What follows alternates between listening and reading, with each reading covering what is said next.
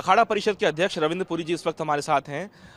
महाराज जी, मैं आपसे एक बात करना चाह रहा था और समझना भी चाह रहा था कि इस तरह की सूचनाएं निकल के आई हैं कि करीब 104 ऐसे अभ्यर्थी हैं जिसमें 12 महामंडलेश्वर और करीब 92 नागा साधुओं को जो है रिजेक्ट कर दिया गया है।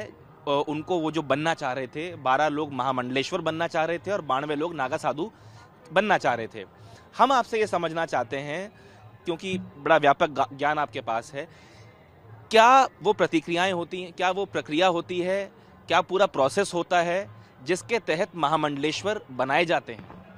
देखिए, आपने देखा होगा आज तक जितने महामंडलेश्वर की नियुक्ति हमारे यहाँ हुई है उसमें जितने भी महामंडलेश्वर है सभी विद्वान हैं। उनकी जो एजुकेशनल क्वालिफिकेशन मिनिमम आचार्य होनी चाहिए।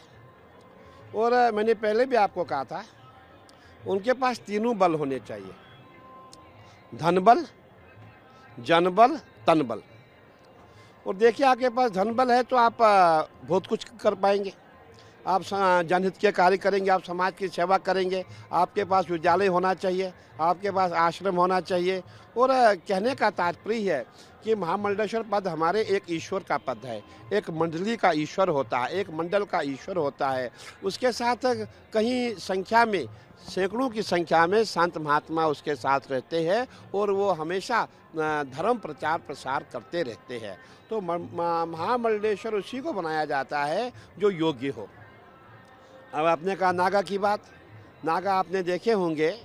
सबसे बड़ी बात है, जब नागा दीक्षा दी जाती है उसको विजय हवन संस्कार कहा जाता है। विजय हवन में हम अपना पिंडदान करते हैं और अपने पूर्वजों का पिंडदान करते हैं। क्यों करते हैं? उसका कारण है, हम संत हैं, हम महात्मा हैं, हम पूरे देश विदेश में धर्म प्रचार प्रसार करते हैं। कभी हमारा मन आया, हम केदारनाथ में चले गए, बद्रीनाथ में चले गए, अमरनाथ में चले गए और कहीं तपस्या करते करते ये हमारे प्राण पंखियों में उड़ जाते हैं। हम कैलाशवासी हो जाते हैं। कैलाशवासी करते हैं मृत्यु। जब हम मृत्यु को प्राप्त हो जाएंगे, हम भूत प्रेत पिशाच ना बने, इसीलिए हमारा विजय हवन संस्कार किया जाता है, हमारा पिंडदान किया जाता है। और मैं समझता हूँ जो महात्मा है अभी, जिसका मन पक्का न हो कि मैं सन्यासी रहूँ, वो जल्दी से विजय हवन नहीं कराता है। और जिसके मन में ये इच्छा हो मुझे घर वापस जाना है, वो जल्दी से विजय हवन संस्कार नहीं कराता है।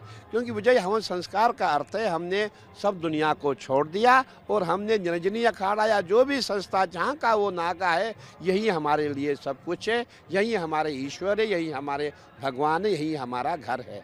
और जैसे हम कहते हैं, माता च पार्वती देवी पिता देवो महेश्वरा बांधवाशु भक्त च स्वदेशे भुवंत्रयम। कहने का तात्पर्य है, जब हमने उस ईश्वर को अपना मान लिया और उसके पश्चात अगर हम घर वापस चले जाएंगे तो हमारे साथ जो दशनामी परंपरा के नाम है वो लगा रहेगा।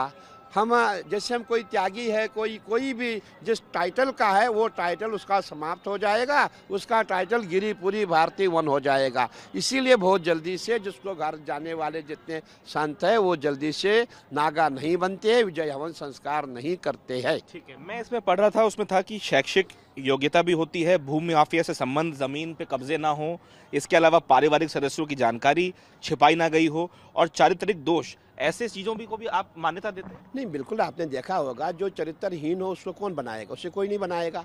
और सबसे बड़ी बात है, हम ये देखते हैं कि जो हमारे संत होते हैं उसका घर से संबंध नहीं होना चाहिए। हमारे अखाड़ों की परंपरा है, जितने हमारे अखाड़ों के श्री महंत होते हैं, नागा होते हैं, जब उसको हम पद देंगे, श्री महंत का पद देंगे, कोई बड़ा पद देंगे, सचिव का पद देंगे, वो देखा जाता है कि इससे घर संबंध तो नहीं है, कहीं इसका भाई तो नहीं आ रहा, कहीं बहन तो नहीं आई, कहीं चाचा चाची तो नहीं आ रही है। वो इसलिए ज़रूरी है कि जिसका घर से संबंध होगा वो पूरा अखाड़े का धन अपने घर में देगा, अखाड़े समाप्त हो जाएंगे। इसीलिए परंपरा हमारी है, जो घर जाएगा या पकड़ा गया उसको तुरंत पूरी हमारी पंचायत बैठ करके उसको अखाड़े से निष्कासित की जाती है और निष्कासित करा जाता है। तो जिन 104 लोगों के आवेदनों को खारिज किया गया है, उसमें से 92 करीब नागा साधु के लिए थे और 12 महामंडलेश्वर के लिए थे, इन्हीं प्रक्रियाओं के तहत, इन्हीं चीज़ों के प्रति तहत इनको हटाया गया? देखिए, मैं ये कहना चाहूँगा कि जितने भी व्यक्ति हमारे यहाँ आते हैं, सभी संत महात्मा आते हैं,